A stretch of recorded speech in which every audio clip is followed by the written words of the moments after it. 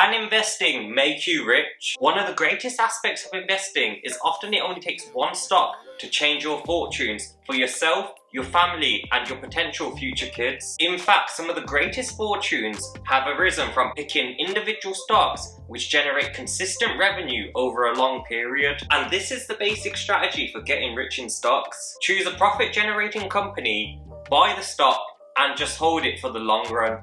This is the most simple but effective strategy for becoming rich in the stock market, which is also known as the buy and hold method. But the true beauty in the buy and hold strategy is it can withstand a number of human errors and still keep you on track to becoming rich. And we'll discuss this further on in the video with real-life mathematical examples, as a well-constructed portfolio can deal with a number of setbacks while still bringing in great returns. But where's the maths behind this on if investing can actually make you rich? Well, let's imagine it's May 1997 and a little company selling books called Amazon has just IPO'd at $18 per share. Now, many people would happily spend $10,000 on a new car, several holidays, maybe even a watch if you're feeling like it.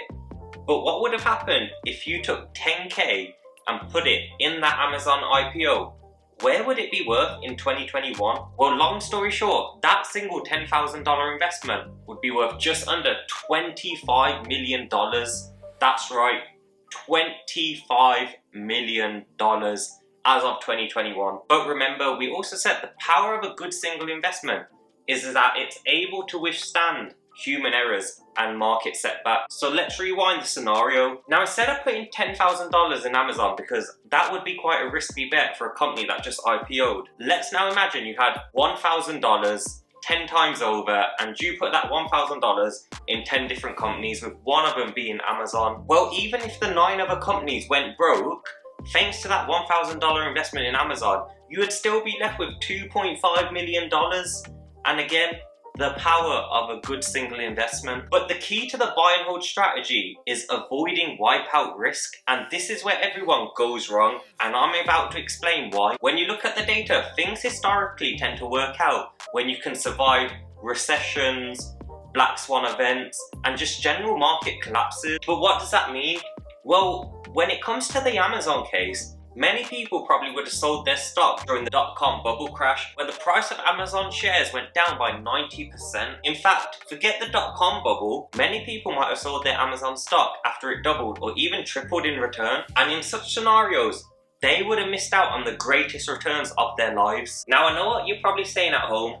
How did we know that Amazon was going to blow back in 1997? It's easy to look back at the data, but how do we make sense of it moving forward? We can't just pick a stock and it turns into Amazon. And I hear you. Well, if you're not lucky enough to find the next Amazon, or you don't want to spend those hours just researching the next big thing, this is where index funds come in. Now, for those unfamiliar with index funds, imagine a basket, and in this basket is all the largest companies in an economy, a country, in the world.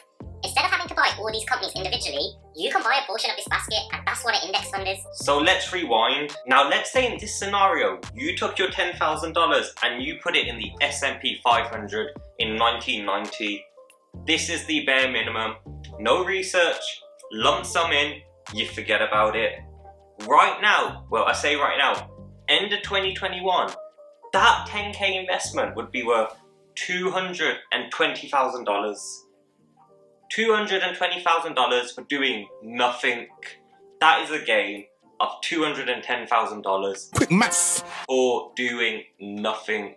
Now, I know what you're probably saying again. That money isn't really life-changing. How's that going to make me rich? But let me just say it again. That was the bare minimum effort. In fact, let's just tweak this scenario a bit.